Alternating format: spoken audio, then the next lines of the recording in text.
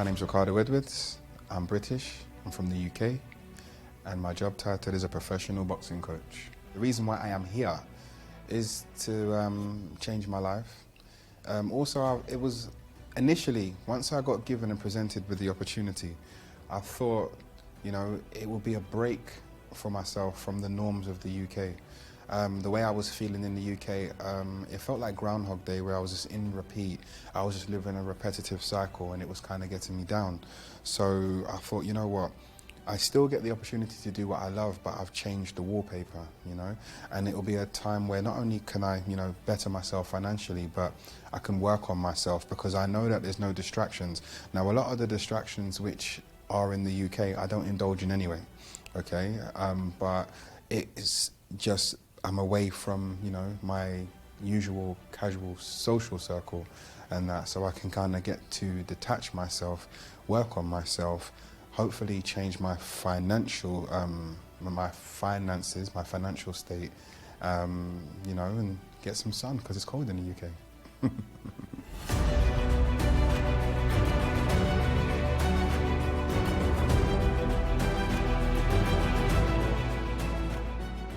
I'm one of those people where I can't be told something. I need to feel it for myself, and I would always find a way and figure it out. So I knew that's what I was going to do.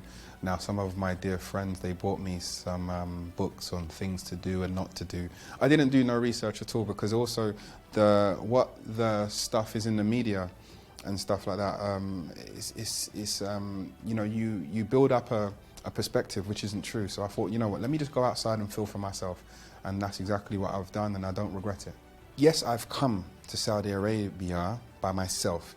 I didn't come out here to no friends, no family. And but what I will say is that the way that the people of Saudi has embraced me, I've never felt alone, if I'm honest. So from colleagues to people that I've met from, through my work and that, like, I've been totally embraced and totally accepted. The hospitality and the way that people have accommodated me is nothing I've experienced before, to the point where me being very extremely British, and in the UK we kind of sometimes, we don't even know our neighbours. We could have lived there for 125 years, but we don't know our neighbours. Like, we're like ships passing in the sea. If we manage to make eye contact, we will say hello, but we try our best not to make eye contact. That's our neighbours. I've never been invited to so many functions and houses and stuff like that since I've been here, like, in my whole life.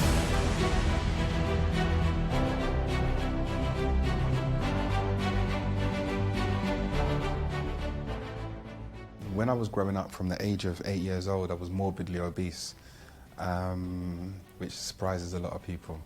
So it wasn't until I turned 21 where I started to actually go to the gym and train. But even before that, growing up in the UK, you always feel like you need to protect yourself, and you also always feel like you got a point to prove. So once I built up the confidence from losing weight, when I started going to the gym when I was 21, I bounced over to the boxing gym. Now, I was new to boxing, but unfortunately I wasn't new to fighting, So I was used to fighting, but I learned to fight when I started boxing, which gave me the confidence to not feel like I needed to prove myself, but then also the confidence to know that if something did happen, I could protect myself. And then through boxing, it gave me discipline, and I've made friends and brothers from the sport of boxing. So that's what kind of got me into boxing. As a boxer, a competitive boxer, I didn't do nothing significant at all. But what I will say is that I wasn't supposed to. I was supposed to learn just enough to do what I do now, I was supposed to get my feet wet, so the people that I train will never, submerge under the water. I can keep them above the water. I can keep them floating. That's what I believe. I've been a part of teams that's won nearly everything on a British English, on the British English side of boxing. The only thing that I haven't achieved is a world title, And I believe through my, attempts and me being in Saudi, that's what I'm hoping to do. I'm hoping to find a fighter that can help me achieve my dream of coaching a world champion. That's my goal. One of the most difficult challenges is not necessarily the challenge of my job. It's more the perspective of the people that want to box. So you will find a lot of people, they'll be like, coach, I've boxed before. And I'll see them and I'm like, okay, you obviously haven't. Or coach, I want to be a world champion. Then you start them training and it's like, okay, you ain't shown me, you know what I mean? So it's like, unfortunately, the way that the world is now and YouTube and stuff, it looks way easier than it is. Now, the people that make it look easy, they've been doing it for years. So people are judging what they want to achieve by a boxer, a current boxer's middle. So they're like, okay, the person's in the middle. They've been grinding for 5, 6, maybe 10 years, a decade, okay, getting punched in the mouth, right? And people are looking at this and they're like, well, he makes it look this easy. I could do this too. So they walk into the gym and believe that this is achievable in a weekend, and it's just not the case. And so it's just, I don't feel like what I do is the challenge. I think it's the mindset and the approach of people when they come to you, and that, because if this sport was easy, there'll be millions of boxers. It takes a lot of courage for you to step between those ropes, you know.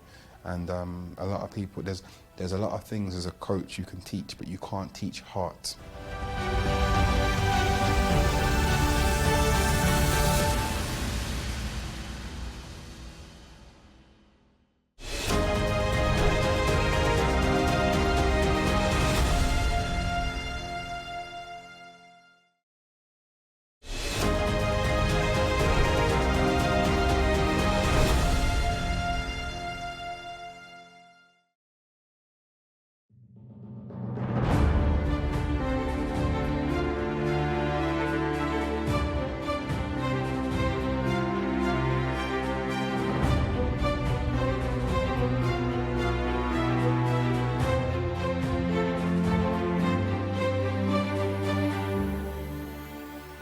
One of the best things about being a boxing coach is, this actually happened yesterday. Okay, I'm going to give you a scenario. I got a course where I'm teaching a bunch of guys that have never in their life thought it would be possible for them to compete. And these guys in 4 weeks have started to really, really get better. And you know, some of these guys, their age range between 25 to 40.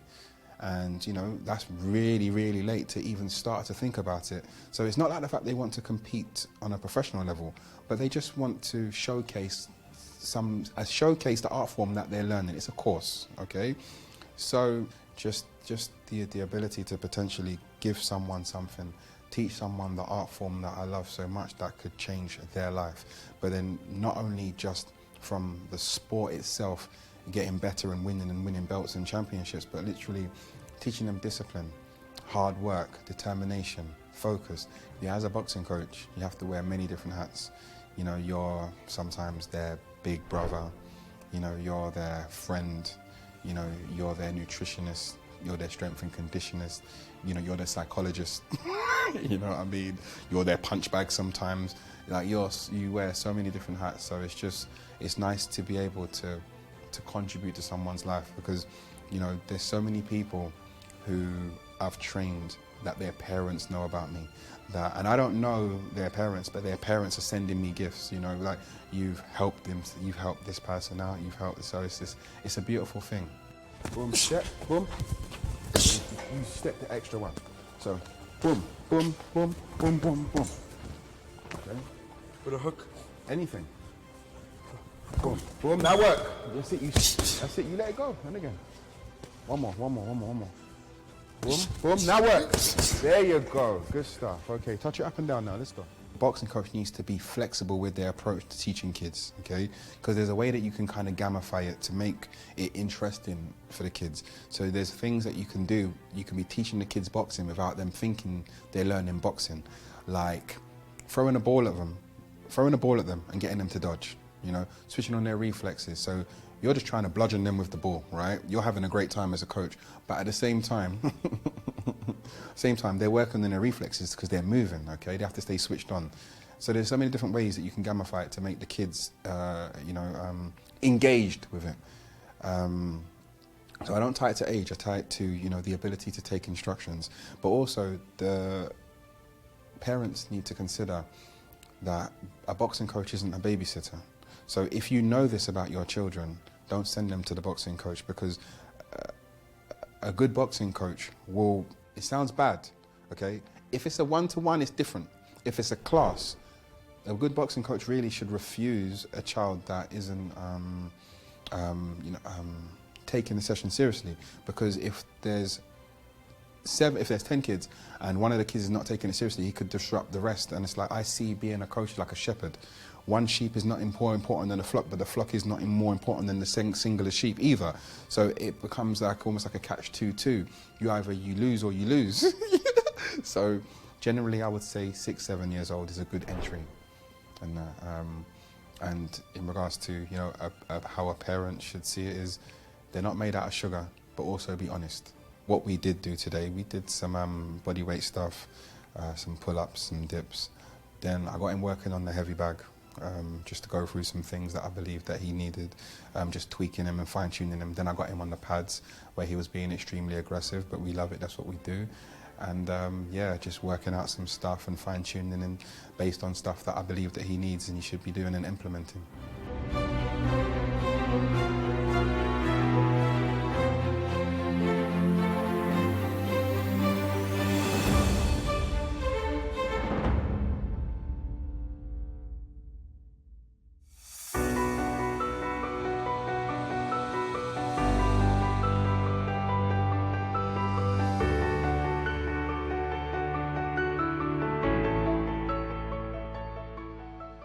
So the experience of the cafe was good, it was interesting, never been there before.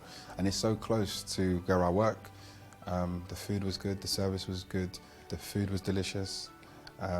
Tried salmon, eggs. There was a kale salad. I've never had that before, it was good. I believe there was some cheese on it as well, that was awesome as well. And you know, it was just a good time, sometimes just to break up the cycle of just working and stuff. So after the session I had with Hassan, we decided to go and get something to eat, you know, strategize and plan and plot on what we're about to do to take over the boxing world.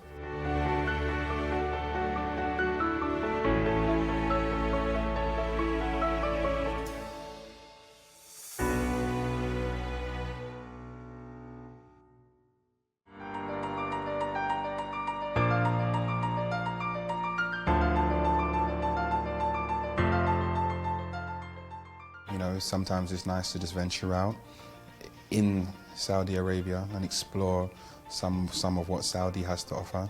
I've never seen an event done in that magnitude. Now I know it wasn't solely about the boxing, because it was the one that I went to, it was the launch of Riyadh season. So I know they put extra bells and whistles on that one, okay? And I haven't been to one after to know if they've replicated that or, you know, gone as extreme as what they did there, because it wasn't just the boxing show. It was like a concert as well, and they shipped in and flew in stars and artists. And you know, I'm in the same facility as Eminem, Cristiano Ronaldo and stuff, and I'm thinking, I can't see them. Okay, I can smell them though. I can't see them, but they're around somewhere. You know what I'm saying? Anyway, right? But it was. I believe it's amazing. It's good, and it was an amazing event. It was amazing.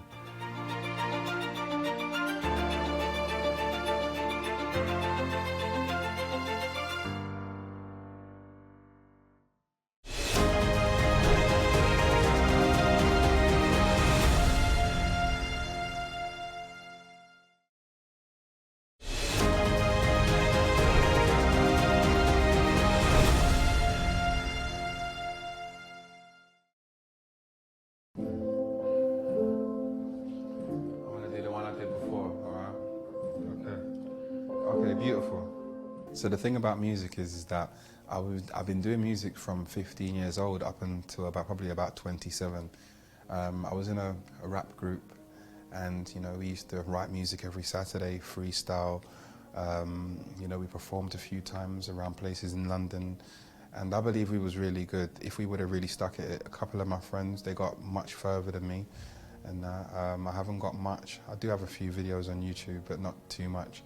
And yeah, but that's a passion that never died. So where I wasn't making no money from music, I couldn't justify continuing, so I'd done it for over 10 years. So I decided to kind of say, okay, I wanted to study, I wanted to get into the fitness industry.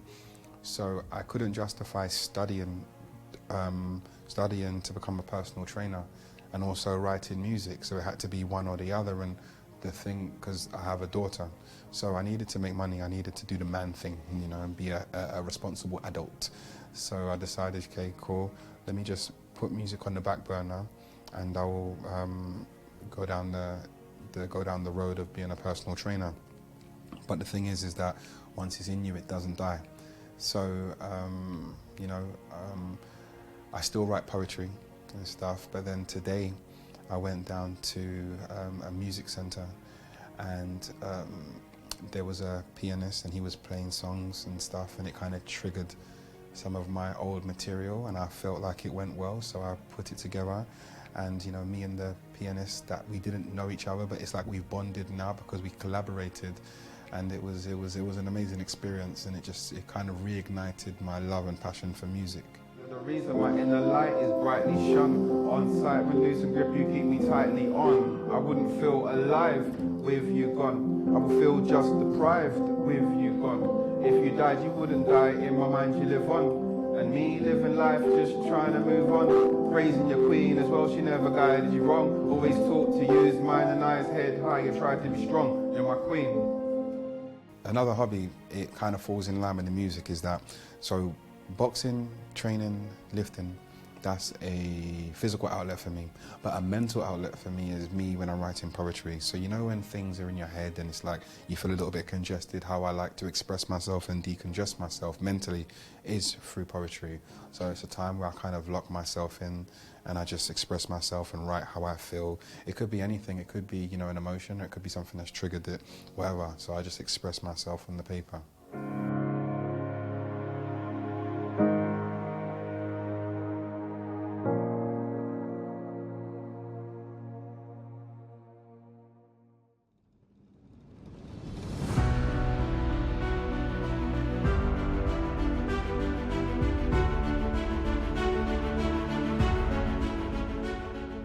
So I went to a farm with my friend, and he took me to meet some traditional Saudis, and they taught me some of the stuff, the cultural stuff, like when you're entering, you enter from the right, and you reach out with your left hand to take stuff, which is kind of hard for me because I'm left-handed.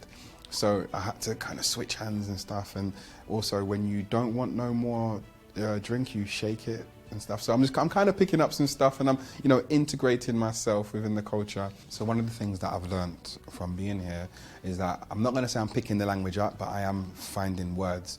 Some of my students, they teach me certain words, and the certain words, it backfires because I use it on them and they don't like it and that. But other than that, yeah, just picking up Arabic here and there, which is fun. I like to learn, and you know, they find it funny and hilarious when I'm using it.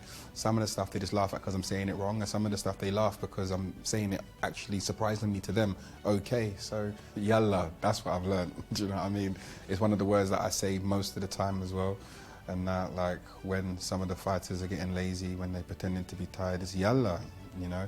So I would say the most unique experience so far is me going to meet the traditional Saudis. And that, you know, that was the first time I ate on the floor. I've never eaten on the floor. I don't have the flexibility to eat on the floor, to be fair. I'm getting old, okay? My back was hurting, my legs was hurting, I got cramp as well, but I couldn't show it. I had to do the man thing. But other than that, that was a very unique experience for me. And that, yeah, it was fun. The food over here is amazing, to be fair. It's not too far from, you know, Caribbean food in regards to chicken and rice, but some of the condiments and the flavors, that's very, very different. So I'm enjoying that. One of the only things that I have to deal with is the absence of my daughter. That's probably one of the only things. If I had my daughter with me, I probably would be, I wouldn't need anything more. The only person I need really is my daughter. So I don't have to deal with much, just that. I'm very relaxed, I'm laid back. I don't want for much, I'm easygoing. But that's probably the only thing that I have to deal with.